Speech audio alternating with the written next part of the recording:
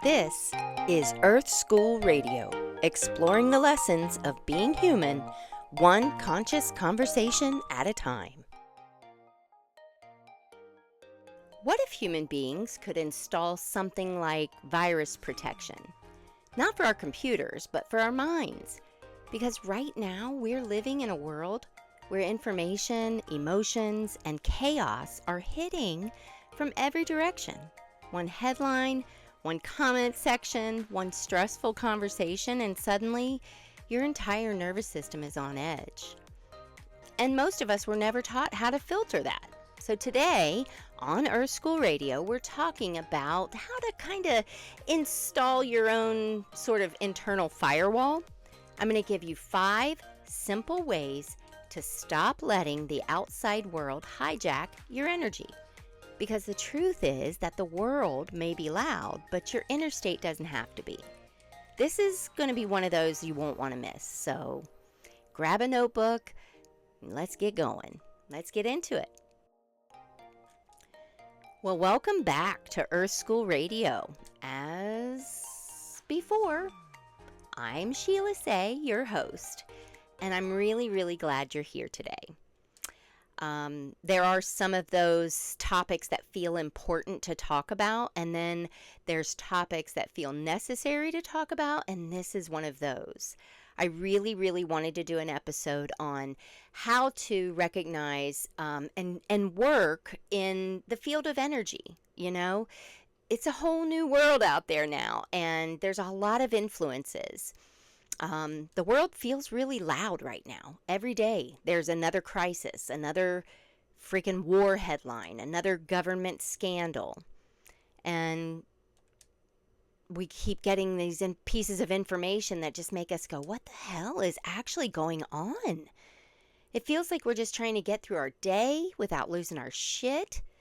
I mean, I've been having conversations with family and friends and even people I barely know, and they're all saying the same thing. People are tired. We're not just physically tired, but mentally and emotionally, energetically tired.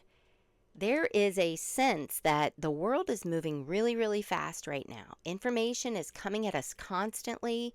Opinions are everywhere. And it feels like our inner worlds are being pulled in a million different directions. And when that happens, it's really easy to lose something important, which is our sense of peace. And I want to say this. Peace isn't something, some mysterious spiritual achievement. Peace is basically what a regulated nervous system feels like.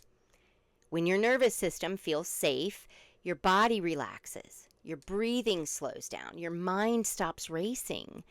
But when we're constantly absorbing stress, conflict, the noise from the world around us, our nervous systems stay stuck in survival mode. Human beings are incredibly sensitive creatures, We pick up on each other's emotions. We feel weird after being in large crowds where you're suddenly absorbing the emotional energy of hundreds of people at once. It's like when laundry comes out of the dryer and you got a sock stuck and a t-shirt stuck and a whatever stuck. It's like, yeah, that's it. It's like we're like that, collecting socks from that guy, a t-shirt from the news program. Everything's stuck to us. Science even tells us that our brain is constantly filtering millions of signals of input just to decide what is actually important for us to pay attention to. Right now in the world, all of us are feeling this innate sense of wanting to be heard, to speak our truth. There's a collective knowing that something deeper is happening in the world, and we don't know what it is. We're just trying to wrap our heads around the crap that we get hit with every day.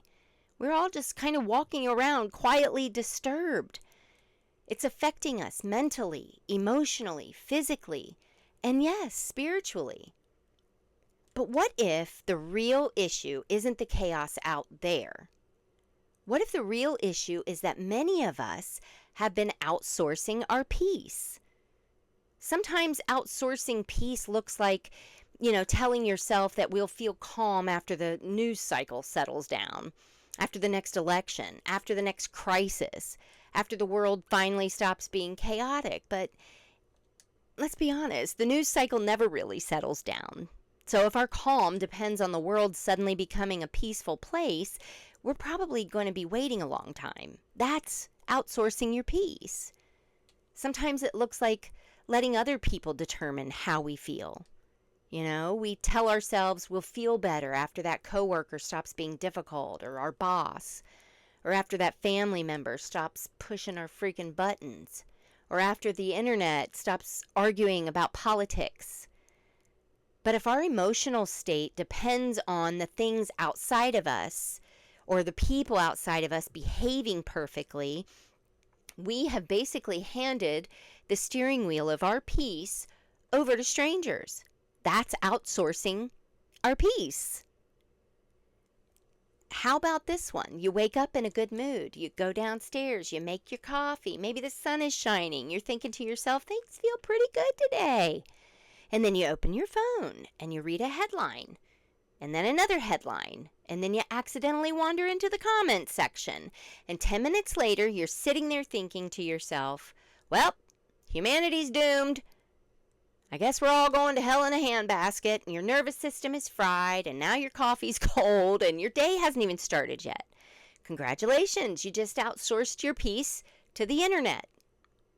Or maybe somebody said something a little snarky to you at 9 o'clock in the morning, and you decide you're going to carry it around with you all day, like a backpack full of bricks all day long. You replay it in the car, you replay it in the shower, you replay it while you're falling asleep, and meanwhile, whoever said that to you probably forgot about it 5 minutes later. That's outsourcing your peace. And listen, we all do it. But the moment that you start noticing it, something really powerful happens. You realize that your peace was never really meant to be controlled by the outside world. And you learn to protect, cultivate, and carry a different energy. That's exactly what we're going to talk about today, because the truth is we weren't ever given the tools to live and actually thrive in the kind of world that we're living in now. Now, before we talk about the tools, there's something important to understand about how our brains work. Because once you see it, it explains why our attention gets pulled towards certain signals more than others. Our brains are not neutral observers of reality. They're constantly filtering what we notice, what we ignore, and what feels important, which means that the signals we focus on start shaping the reality that we experience. And our brains are wired to notice threats first. That helped our ancestors survive. But in the modern world, it means that negative information grabs our attention faster than positive information. That's why outrage spreads so quickly online. It's why dramatic headlines get the most clicks. You know, you've probably heard the phrase, if it bleeds, it leads. Which is why if we're not careful, our attention gets pulled toward stress and conflict all day long. But there is this thing in the brain called the reticular activating system. And it is basically the filter. Our brain receives millions and millions of pieces of information every second, but you only become aware of a tiny fraction of them. This is the reticular activating system. It decides what reaches your conscious awareness. A simple example would be you buy a new car, and suddenly you start seeing that same car everywhere. Those cars were always there. Your brain simply decided that the information was now important. Your attention changed, so your perception changed. And that's where things get really interesting, because there's actually a way that we can guide this system. One of the most powerful ways to influence that system, the reticular activating system, is through focused through focused intention. When you set a clear intention for your day, you begin to change the lens through which you experience the world. Instead of constantly noticing chaos and conflict, you notice different things, different opportunities, different connections, different possibilities. Not because the world suddenly changed, but because the lens through which you are experiencing it did. So, with that idea in mind, let's talk about the 5 simple ways to stop outsourcing your peace. So, the first tool is very simple. Set your daily intention. So, if you're writing it down in your notebook, write that down. Step 1, set your daily intention. Before the world starts pulling on you to pay attention to this or pay attention to that, set your own direction. You can use a simple phrase like, today my intention is aligned with the highest good for myself and for those around me. It's very simple. This sets the direction for your active brain, and then you can add another layer to it. You might say, what is meant for me will find me, and what is not meant for me will pass me by. You absolutely do not need anything complicated. No rituals. You just need clarity, because intention tells your mind what matters. You are the director. Okay? So, step 1, set your intention. Now, once you've set your intention for the day, there's another simple practice that can help you move through the world with a little less chaos, a little more steadiness, because, reality is we move through a lot of different environments every day. We have different conversations, we deal with different personalities, there's different emotional atmospheres, and some of those interactions lift us up. And some of those interactions quietly drain us. And not always intentionally. Sometimes it's simply because other people that we're around are carrying their own stress and their own fear or uncertainty. And, we absorb that. We're energetic beings. We kind of absorb whatever we're around. And then once in a while, we may encounter people or situations that don't have our highest good in mind. So just like we take a moment to get dressed before we walk out the door, it can be incredibly helpful to also prepare our energy before we step into our day. And one of the simplest ways to do this is through visualization. And this tool I'm going to call the white light visualization, because that's what I use. And I'll explain it as we go through it. But before you start your day, you're just going to take a quiet moment, maybe when you're doing the intention part, and you're going to imagine a field like an orb or a ball of white light surrounding your body, okay? Now, let me say this. When I talk about white light, I'm referring to the light of source, the light of God, if you will, the creative intelligence that brings life into existence. So I want you to imagine that light flowing down from the top of your head all the way down through your feet, surrounding you like a gentle shield. Not like a wall that separates you from the world, but like a field of clarity and protection. It's a space where only what aligns with love, truth, and your highest good is welcome.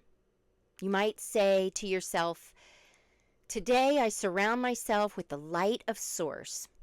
Only what serves my highest good may enter my field. It takes 30 seconds, but it sets a powerful tone for how you move through the world. And practices like intention and visualization are powerful because they allow you to start your day from a centered place. So, do this. But even when you're doing this, and if you have the best intentions, life still happens. You might have a stressful conversation. You might walk into an environment that feels heavy. You might spend hours at work where the atmosphere is tense and everybody's negative. And in those times, your body notices it before your mind does, which brings us to the next tool. If you're labeling this, number 3 is listen to your inner signals. Your body is constantly talking to you. And the funny thing is most of us were never actually taught to listen. We were taught to listen to experts and listen to the news and our teachers and our pastors and everybody else's opinions, but the signals coming from our bodies? Yeah. But your nervous system is picking up information all the time. And before your mind even has a chance to analyze something, your body has already reacted. Your shoulders get tight, your stomach drops, your breathing changes.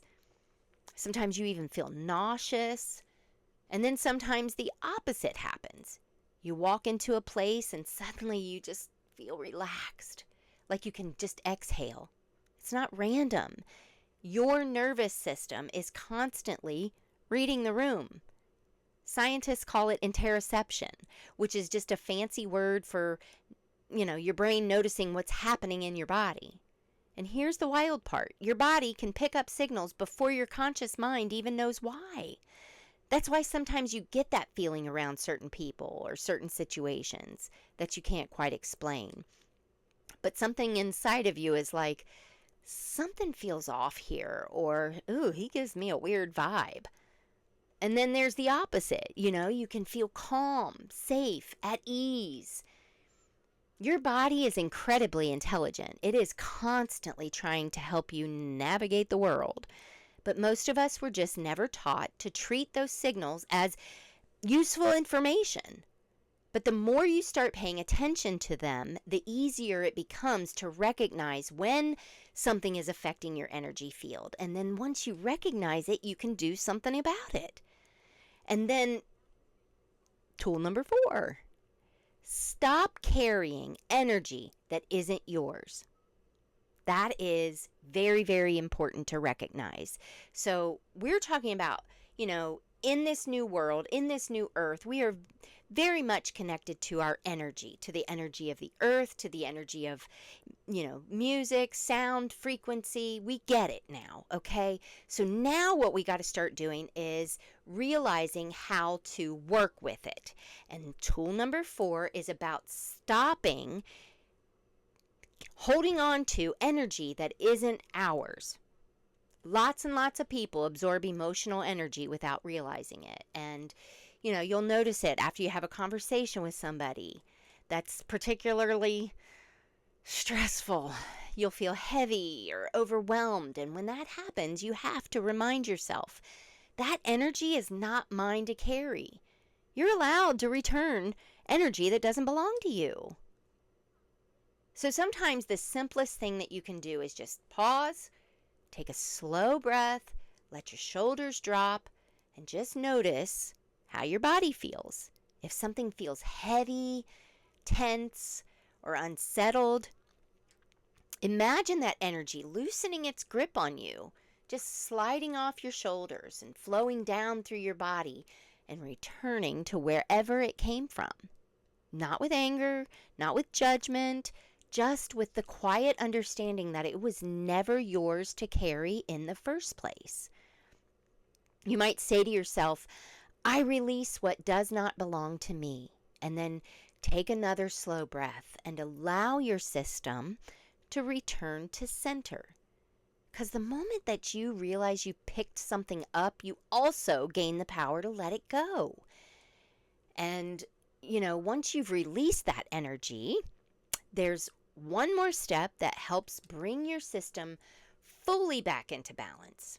And it's kind of like a twofer, you've released the energy that, you take on, and then you reclaim your energy. So number 5 is reclaim your energy.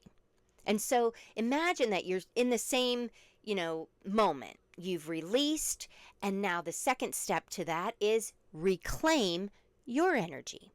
So you're going to take one more slow breath, and imagine when you're pulling in that breath, you're also pulling your energy back in from everywhere you've left it today.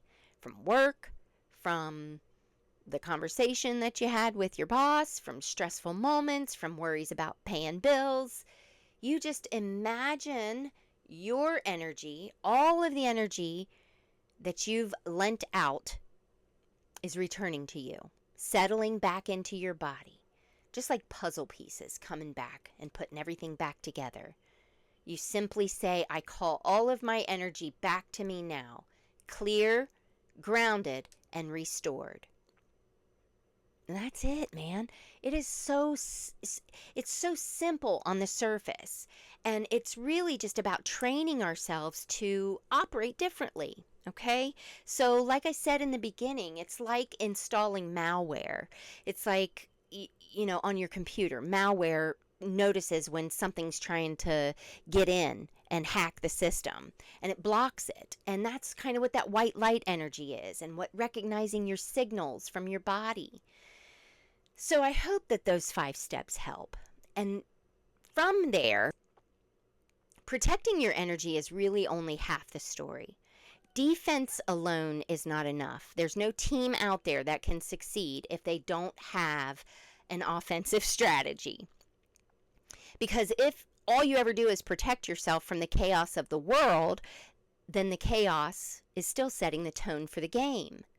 And I don't think that that's what we're here for. I think we're here to build something better. That's my whole mission, is to, start focusing on not the chaos, not the crumbling of everything. Don't focus your attention on those things. You focus your attention on what you want to create. Be the change you want in the world. There's always something that's going to try to co-opt your energy. And you have control over it by what you focus your thoughts on. There's something that always blows my mind a little bit when I think about it. That everything around you right now, if you just look around you, everything, every building, every invention, every song, every piece of technology started as an idea in someone's imagination. Someone, somewhere, saw something in their mind first, before it ever existed in the physical world. Every piece of progress that humanity has ever made started exactly the same way. Someone imagined it, which means that imagination isn't just some cute thing we leave behind in childhood. It is actually one of the most powerful tools that we have, because imagination is where new realities begin. So when we talk about protecting our energy, it's not just about shielding ourselves from negativity. It's about making sure that we still have enough clarity, enough creativity, and enough emotional space to imagine something better. Imagining, communities that actually support each other. Imagine what it would look like. An agri-community where, everybody helps, and, there's gardens free for everybody, and, everyone helps encourage each other and support each other. Imagine people lifting each other up instead of tearing one another down. Imagine creativity being encouraged instead of suppressed. Imagine a world where respect and kindness are normal, not rare. And listen, I'm not saying that, the world is just going to suddenly become this perfect utopia overnight because you imagine it. But I am saying this. The future is shaped by the thoughts and the choices and the actions that we repeat every day, which means that the kind of energy we put out into the world matters more than we think. Every time you choose patience instead of anger, every time you choose curiosity instead of judgment, or compassion instead of division, God forbid, everything wants us to separate. The news is nothing but fear. It wants you to be afraid. It wants you to think the world's coming to an end. It wants you to think the financial system's going to collapse. And so what? You know what? If it does, we'll live through it. And we'll create a new system that works better, because the one that we have is kind of crap. I mean, why do we cling to these things if they're so shitty? Maybe we should invite change. But anyway, I just want you to know that we can shift the direction of the world around us. And those shifts are not huge. They're small. Small things repeated over time. Those things become powerful. You know, the future is not going to arrive all at once. It's a little bit at a time. Every day, that's what we're doing. Through everyday moments where we choose to focus on those things that uplift, things that bring joy. If you're scrolling and all you see is negativity on your social media feed, you know what? Curate a new feed or get off of social media. Seriously, if you don't know how to curate your feed, you go up to the top and you search the things and then you go in the settings. There's a way to do it. If you don't know how, go online and say, how do I curate my feed to what I want and take out things I don't want? Type in spirituality, type in God, type in positivity, type in motivation, and start liking and interacting with those things, and then you'll get more of those things. Okay? That's how you do it. All right? Through decisions that might seem insignificant in the moment, but they add up over time. Sometimes building a better world looks like turning off the news and protecting your peace. Sometimes it looks like choosing kindness in a moment where it would have been really easy to snap at somebody. Or maybe, it looks like encouraging somebody's creativity instead of criticizing it. Or being present, putting down your phone and really connecting with the people that you love. Listening to your kids when they tell you about their day. Maybe you come home and you decide for the first hour that everybody's home, we'll just get some snacks, not turn on any TVs, any tablets, any computers, put our phones away, and we just talk about our day. It would be such a wonderful, welcome change for our energy systems to not be constantly filtering all of that fear, all of that, oh my God, what do we have to do? What stance do I have to take today on this to be correct? Start just worrying about yourself, okay? The things that make you feel good, the things that make you feel joy. And bring those things into the world. They might seem small, but they're not. Culture is built out of millions of tiny interactions happening every single day, and every single one of us contributes to that. Every conversation, every choice, every moment where you decide what kind of energy you're going to bring into the room. Those are the things that ripple out more than you realize. And if people start to choose curiosity over, the other stuff, or compassion or cooperation, something really interesting starts to happen. The world slowly begins to look different. Not because some, massive event happened and it changed everything overnight, but because people changed it. Because maybe the real lesson in this thing called Earth School is that the world changes when we do. I can't tell you how many times, I've gone on a walk or I've done something to put intention into my day. I've maybe meditated or listened to, something positive or a positive book on Audible. And I'm feeling really good. And then I'll interact with my social media and I see things one after the other that just show me that the new earth is here, that things are changing, that people's, focus is on something like building something instead of, the negative. And it's amazing because when you do put your energy in that space of love and high frequency, you start to attract those things as well. So I hope that this helped. I hope that this has an impact on you. And maybe this week, I want you to start getting a little curious about your own energy. Start paying attention to how you feel when you walk into a room. Notice what lifts you up. Notice the things that quietly drain you. And try one of these tools. Maybe write your intention on a Post-it and put it up on your bathroom mirror. Maybe, set a reminder in your phone that simply says, check your energy. There's this thing now where people are, getting rid of their phones and going on hikes without phones. They call it going full 90s. Go full 90s for a little while. No phone, no reminders, just you and a quiet moment. Read a book, meditate a little bit, listen to some music. Just make a decision to be a little bit more intentional about the energy that you carry throughout your week this week, because the more familiar that you become with your inner state, the easier it becomes to protect it. The easier it becomes to cultivate this sense of peace no matter what's going on around you. Okay? No matter what kind of energy is in the world, you can carry that peace with you. So, if something in this episode resonated with you, be sure to subscribe or follow to Earth School Radio so you don't miss what we're learning next here in the classroom in Earth School. And remember, as always, stay open, stay grounded, and keep your dial tuned to love. This is Earth School Radio. Love you guys. Have a great week.